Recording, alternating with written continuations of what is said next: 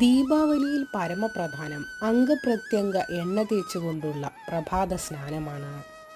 എന്തെന്നാൽ ആ പുണ്യദിനത്തിൽ മഹാലക്ഷ്മി എണ്ണയിലും ഗംഗാദേവി ജലത്തിലും സാന്നിധ്യപ്പെടും.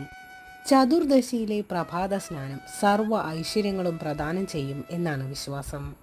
അതിലൂടെ അപമൃത്യുവും അകാല മൃത്യുവും കീഴടക്കാം, നരകലോകം അന്യമാക്കാം എന്നുമാണ് ഒരു വിശ്വാസം. ദീപാവലി വ്രതാചാരണം വളരെ വിശേഷപ്പെട്ട ഒന്നായാണ് കരുതിപ്പോരുന്നത്. തലേ ദിവസം സൂര്യാസ്തമയത്തിന് ശേഷം വ്രതം തുടങ്ങണം. അരി ആഹാരം പാടില്ല.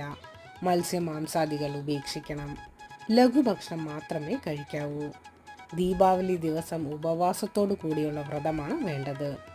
പിറ്റേന്ന് തീർത്ഥം സേവിച്ച് വ്രതം അവസാനിപ്പിക്കാം.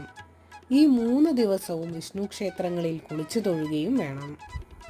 ദീപാവലി ദിനത്തിൽ ദേഹശുദ്ധിയോടെ മീനാക്ഷി പഞ്ചരത്നവും ഭവാനി അഷ്ടകവും ജപിക്കുന്നത് ഐശ്വര്യദായകവും അഭീഷ്ടസിദ്ധിപ്രദവുമാണ്. 9 തിരിയുള്ള നെയ്വിളക്ക് തെളിച്ച് അതിനു മുന്നിലിരുന്ന് വേണം ജപിക്കുവാൻ. വൈകുന്നേരം യമധർമ്മരാജന് വേണ്ടി ദീപദാനം നടത്തുന്ന പതിവും നിലവിലുണ്ട്. യമരാജാവിൻ്റെ 14 നാമങ്ങൾ ചൊല്ലി യമന് ജലത്താൽ അർഘ്യം സമർപ്പിക്കുന്ന സമ്പ്രദായവും ചില സ്ഥലങ്ങളിലുണ്ട്.